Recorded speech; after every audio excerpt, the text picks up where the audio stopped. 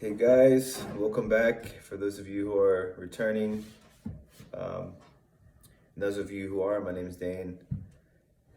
I just share teachings, testimonies, things that I've been through regarding, my experience with demonic harassment and gang stalking. It's a confusing thing, but I've learned that there's a lot of people who are going through uh, this experience, you could call it, and they don't understand it, or they think they're the only ones. And one of my videos got like 5,000 views out of nowhere, so it just showed me how many people are dealing with the gang stalking agenda. And what I believe is that it's spiritual, and that's not really the subject I'm getting on. I'm just letting that be known. That's why I tie in a lot of biblical teachings and things like that. I'm not trying to backdoor like religion. I'm just letting you know this is how I've found complete freedoms through Jesus Christ. And my life is a lot better today than it was before I went through the gang stalking. So today, just to put a scope on what I'm going to talk about, I'm going to share just a few experiences that were weird that maybe you guys can relate to. One of them I would say is like kind of a street theater. I'll just start with that one without explaining it too much. If some of you guys who watch my other videos, like I've talked about how like the stalking happened to me at one point, and then for a couple years it stopped, and I backslid, got back into drugs, and just a bad lifestyle. I was just stuck in sin, and it was really hard for me to get back right with God without the gang stalking, right? It was like I was using for a whole year before basically this stuff started again in a noticeable way. And it got so bad that it like within a couple weeks I was like back clean again and like on fire for the Lord. And so I can see how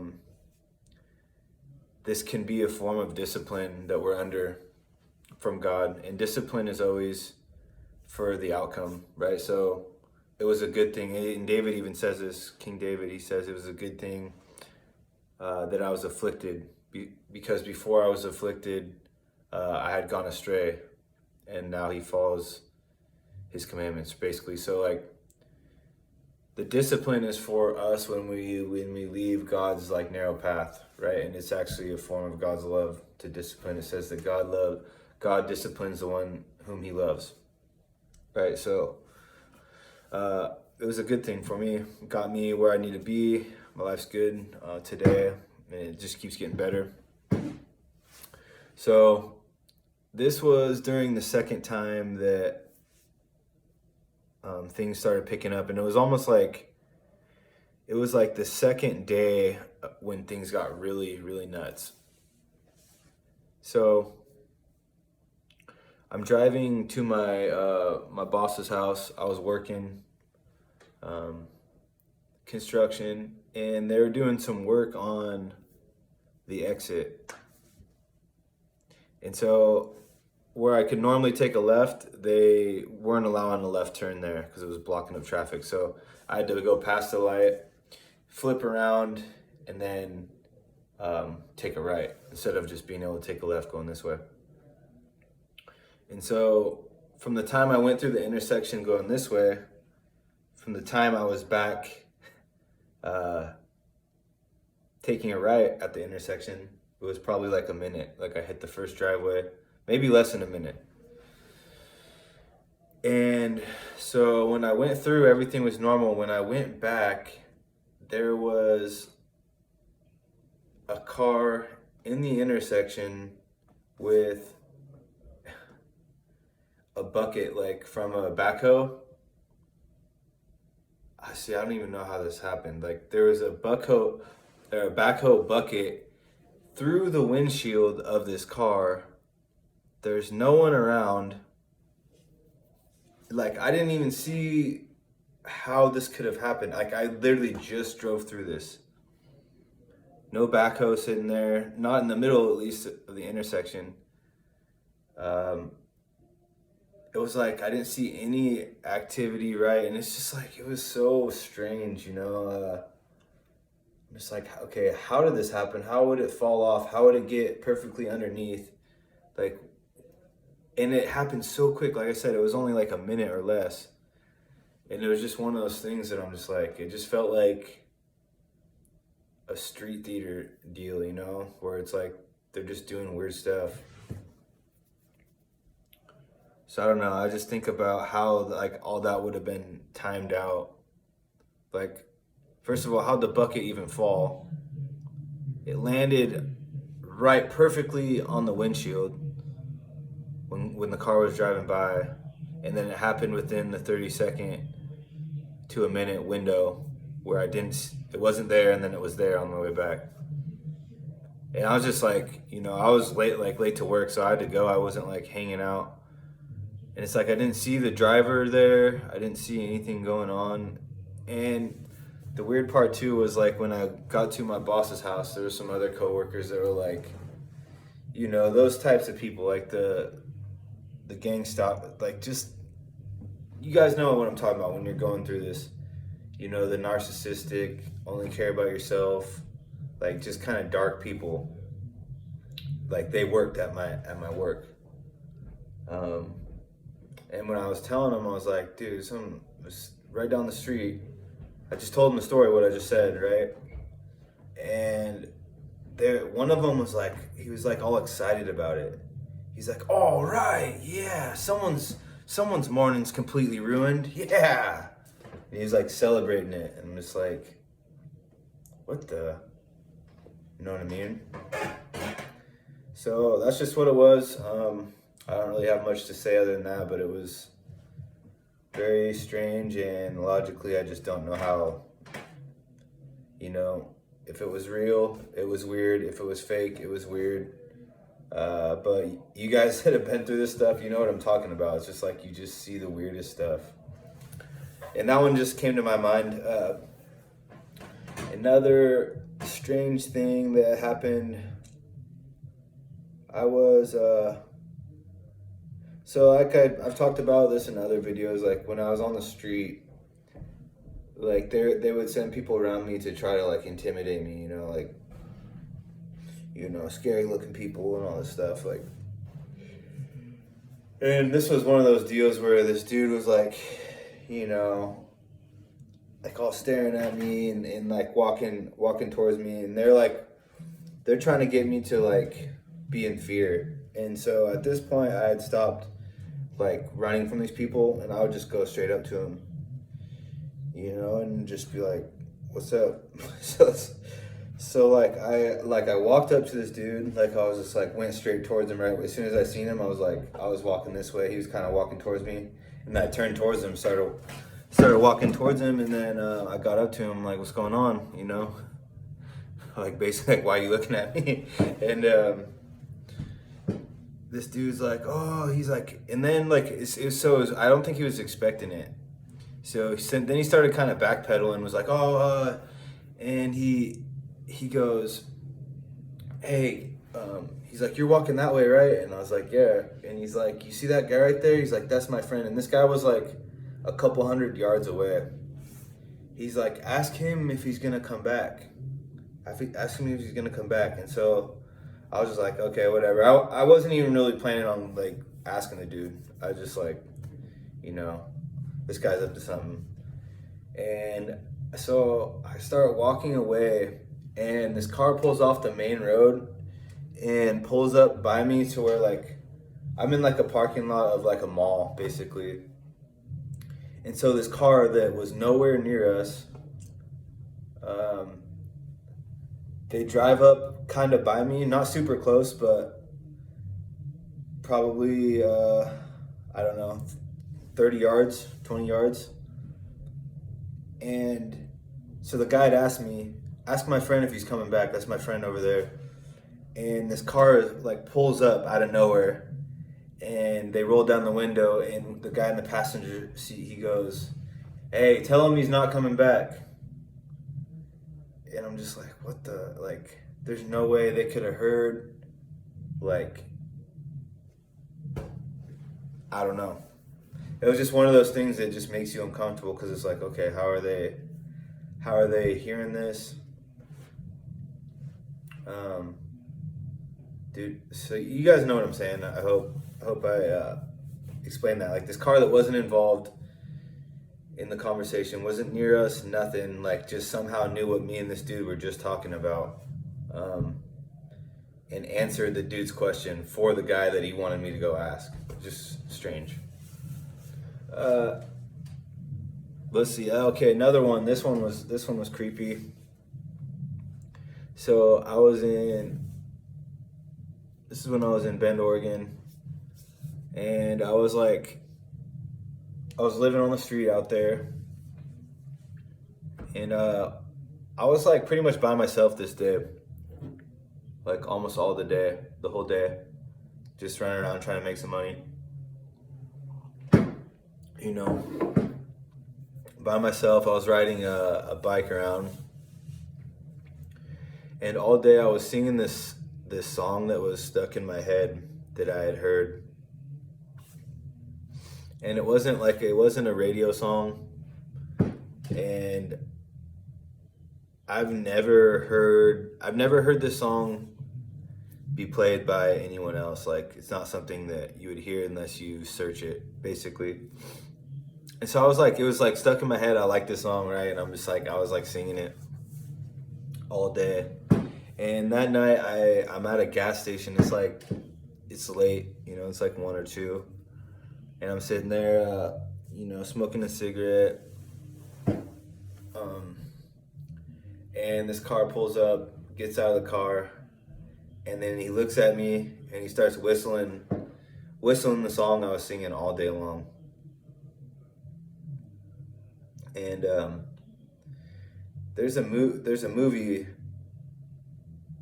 with Denzel Washington in it, and it really reminds me of it. I think it's like, in the song, this guy keeps singing, "Time is on my side, yes it is." So in this movie, this guy, he was like a serial killer, right? And he was getting executed. He was singing that song, and then the spirit transferred to another person, and then the person would be singing the song like around Denzel, like, so it was like basically transferring person to person. And I believe this is like partly how they do the gang stalking, is like, it's the same way. It's through spirits like jumping into people that have open doors for demons to take over them, right? And then, like, that's why they say little like catchphrases that you've only heard one time, and you'll hear it from 3 different people in a day. And so I believe that's all done spiritually. Some people think it's like people are getting paid to do all that. I can't make much sense of that. Plus, just my testimony of how it's all stopped for me when I submitted to God and did things His way. And okay, one more. So that was a couple strange ones, kind of involving people. This one was a little bit different. People weren't involved in this one, so this is another reason. I've had experiences where it's like there wasn't people involved. Another reason why I think it's spiritual. So I was at my house, and things were just super bad. What's up? You weren't here. Okay, never mind. I'm almost done. I'm making a video real quick. Okay. Sorry, it's one of my buddies. So anyways, I'm at my house, and it's like I'm hearing all this crazy stuff around my house, basically keeping me from having any sort of peace. Like, I'm just on edge. This is probably the worst level of like the harassment that I've ever got. And it was really, really bad for me because I was just not in a good spot with the Lord, you know, and I didn't have confidence. You know, I was just basically at a really, really low point in my addiction. And, you know, there was so much fear around me. And so I believe that's why it kicked up so much, because they were really trying to like take me out when I was really vulnerable, you know. But whenever I have been strong with the Lord, like the less fear I'm in and the less power they have over me. And then it like basically gets to a point where I don't experience any of this. But at this point, it's like I'm not in a good place.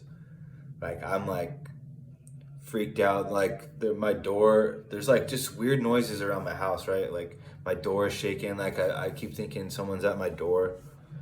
I'm hearing weird sounds everywhere I go. Even when I'm like trying to cover up my head, like it gets louder. And so like I'm sitting there like rolling around in bed, right? And I'm like, all I want to just go to sleep because I'm just like getting tormented basically. And I roll off my bed, just like I can't go anywhere, right? I go in my car, it's bad, right? The radio is saying crazy stuff. You know, I try to put on some music, and like the music is just, the lyrics are like, feel like they're geared towards me. I got no good people around me. I'm just alone, I'm isolated, like I said, very vulnerable. But so I roll off my bed and I'm just like, gosh, dude, I can't do anything. I can't even sleep. And I'm using drugs, right? These drugs aren't even doing nothing to me, too. That's another thing. And it's like I'm doing fentanyl, and it's not. I can't even get high off fentanyl, which is like the strongest drug you can do. And so my feet are on the ground. I'm just like going through it, and all of a sudden I start feeling boom underneath me, right at my feet, like right where my feet are. I feel just something punching the ground. Boom, boom, boom, boom, like 4 times. And I know there's no one under the house doing that, you guys. Like, I knew it was spirits. Like at this point, I'm just like, but that doesn't make it like fun to deal with. I'm like, dang, like I've never had that level of like harassment where it was just like that strong. Like I'm feeling just like someone's punching right on my feet. It scared me. It was bad, you guys. And you know, this was the point where I realized like there's nowhere to run. Like I have to just turn back to God with everything. And so it was like a couple more days of things being really bad, and then I just went all the way back. Just like 2 more minutes, Alex. Give me 2 minutes. No, you're fine. You're fine. Anyways. Yeah, things got better, obviously, after I submitted to God and started doing things His ways. But, yeah, those are just some stories I had that I wanted to share. I'm sure you guys can relate if you've been through this. If you haven't been through this, I'm not really trying to convince anyone who hasn't been through this. Like, it doesn't matter to me if people believe me anymore. It used to really bug me. Definitely. I was like, I wanted everyone to believe me, but I just realized like for people to accept what you say, they have to question everything that they know, right? So if you bring someone like, hey, this happens, like gang stalking's real, demons are real, God's real, like for them to accept what you're saying, they have to basically rethink their whole worldview. They have to throw away what they know is reality. What they know is reality. So their option is to accept what you say and throw away what they know, or just be like, you're crazy, and go on believing what they believe. So most people aren't willing to put, you know, what they have preconceived as truth on the side and actually listen to people. So most people don't want to be told anything different than what they think they know because it's uncomfortable. Especially when you're talking about spiritual reality, it's scary for people. I get it. Me myself, I was always interested in if it was true. I wanted to know. Like that's the only thing. That's the only things I want to know is what's true. Like I don't. And once I realized that, I was like, okay, I believe that the spiritual world is real. Because I started seeing how the world was ran, right? Then I accepted Jesus. Well, I looked into the Bible, looked into a lot of people's testimonies, and then I was like, I started believing it. Like I was like, this is like, it's true. I believe this. Then once I accepted Jesus, that's when all my gang stalking started. And I was still struggling with a lot of bad habits and things, but I had put my faith in Jesus. And then, yeah, that's when everything got super crazy. So yeah, that's all I got today, guys. I'm just kind of rambling now, but I have more stories. Some of my like crazier spiritual stories I haven't even told, but those are coming. I just wanted to get maybe a little bit more followers before I share it, because like I've noticed, like when I first started making videos, I've had to remake some because they only got like 30, 40 views, and I feel like they're really like really crazy. So I got people waiting on me, so I'm gonna go. All right, guys, have a good day.